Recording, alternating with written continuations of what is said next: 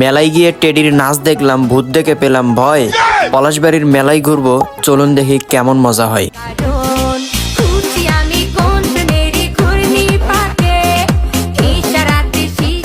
আসসালামু আলাইকুম, আমি মেহেদি হাসান মিরাজ। আমরা বর্তমানে অবস্থান করতেছি পলাশবাড়ি পানি উন্নয়ন বোর্ড মেলায়। এই মেলাটা মূলত 7 দিন চলবে। আজকে হচ্ছে তৃতীয় দিন, অর্থাৎ শুক্রবারে। বেসিক্যালি শুক্রবার ছাড়া কোথাও যাওয়ার সময় পাই না, এর জন্য 7 দিনের ভিতর শুক্রবারকে সিলেক্ট করি এন্ড বিকালবেলা চলে আসি মেলায়। এখানে আসার পরে আপনি বিভিন্ন কালেকশন পাবেন, যেহেতু আজকে তৃতীয় দিন এন্ড আরো 4 দিন চলবে। এই 4 দিনের ভিতর যে কালেকশন গুলো পাবেন এগুলো আপনাদেরকে দেখাচ্ছি। ভাই খালি 120 এই যে এগুলো সব ডিসকাউন্ট ভাই, সব ডিসকাউন্ট চলবে।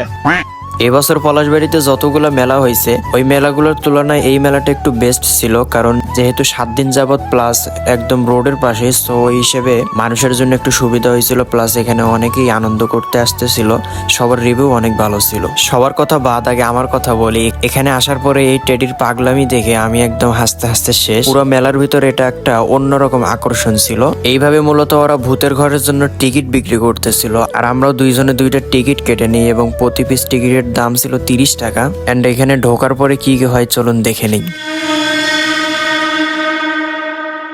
আসলে ভয় পাওয়ার কোনো কারণ নেই। ফার্স্ট অফ অল এখানে আপনাদেরকে সার্কাস খেলা দেখানো হবে, দেন তারপরে ভূত দেখানো হবে।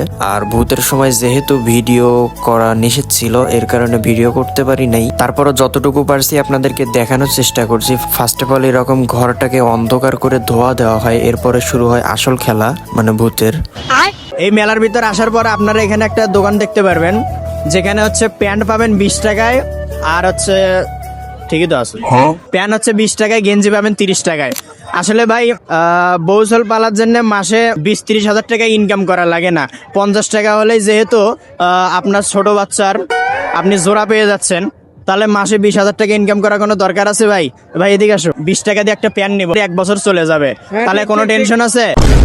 এই মেলাতে আপনারা শুধু মেলা না, মেলার পাশাপাশি এখানে সাংস্কৃতিক অনুষ্ঠান উপভোগ করতে পারবেন। এগুলো হচ্ছে লটপটি, যেগুলো এতদিন ভিডিওতে দেখছিলাম, কখনো খাওয়া হয়নি। এই মেলাতে এসে ট্রাই করতেছি, দেখি এগুলোর টেস্ট কেমন।